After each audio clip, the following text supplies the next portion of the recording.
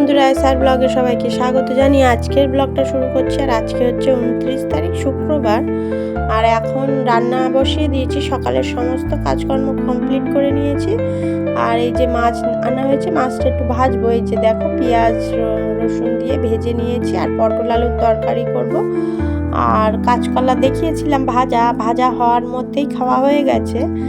আর এখন এই যে পটল আর আলুটা ভেজে নিচ্ছি। পটলের তরকারি যেটা করব ওইটা করেই নামিয়ে নেব। আর আজকে দেখতেই পাচ্ছ খুব অল্প অল্প তরকারি, কেননা আজকে একটা নিমন্ত্রণ বাড়ি রয়েছে, যাব সবাই মিলে ওইখানে। আমার শ্বশুরমশাই নিমন্ত্রণ বাড়িতে যাবে না, বাড়ির পাশেই, কিন্তু উনি যাবেন না, ওই জন্য করে অল্প করে রান্না করে নিচ্ছি।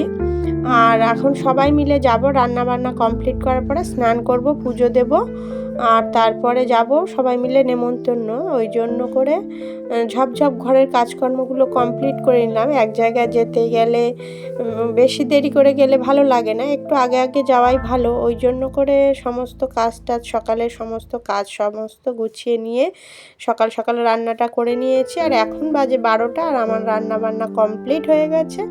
যেহেতু অল্পই তরকারি, ওই জন্য করে মাছগুলো আর ঝোল করলাম না, কেননা কেউ খাবে না, সেই জন্য ওই কেউ করলাম না। শ্বশুরমশাই একাই খাবেন, ওই জন্য ওনার জন্য মাছগুলো ভেজেছি, বাটা মাছ, ওইগুলো পেঁয়াজ টিয়াজ দিয়ে ভালো করে ভেজে রাখলাম।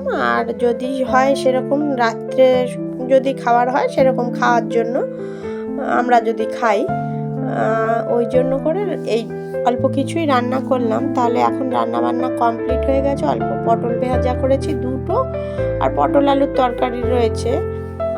এই দিয়েই আজকে রান্না বান্না কমপ্লিট করলাম। আর এখন রেডি হয়ে নেব, স্নান সারে পুজো দিয়ে তারপরে রেডি হব।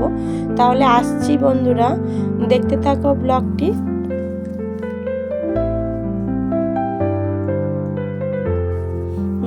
আর এই এখন চলে এসেছি রেডি হতে, সবাই মিলে রেডি হয়ে নিচ্ছি। আমার স্নান সেরে পুজো দেওয়া কমপ্লিট হয়ে গেছে। আর এই যে ছোট মেয়ে রেডি হচ্ছে এখানে। প্রচণ্ড গরম পড়েছে, আর ওই জন্য করে রেডি হতে একটু দেরি হচ্ছে, যেহেতু ঘরের কাজকর্ম সমস্ত গুছিয়ে রেডি হয়ে নিচ্ছি, ওই জন্য একটু দেরি হয়ে যাচ্ছে। আর এই যে দেখো, নিমন্ত্রণ বাড়ি যাওয়ার জন্য এই যে দুটো গেঞ্জি নিয়ে এসেছি, টি শার্ট, এইগুলো দিয়ে দেবো, ওই জন্য করে নিয়ে এসেছি।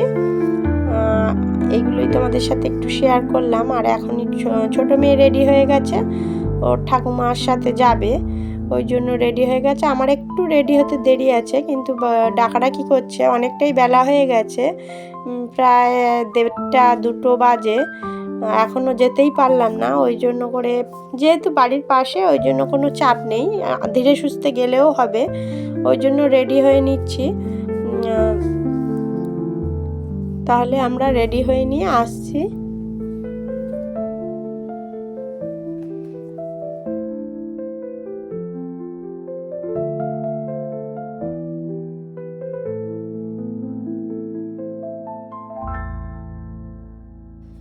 এই যে দেখো বন্ধুরা, ছোট মেয়ে রেডি হয়ে বেরিয়ে পড়লো, এটা আমিও রেডি হয়ে গেছি।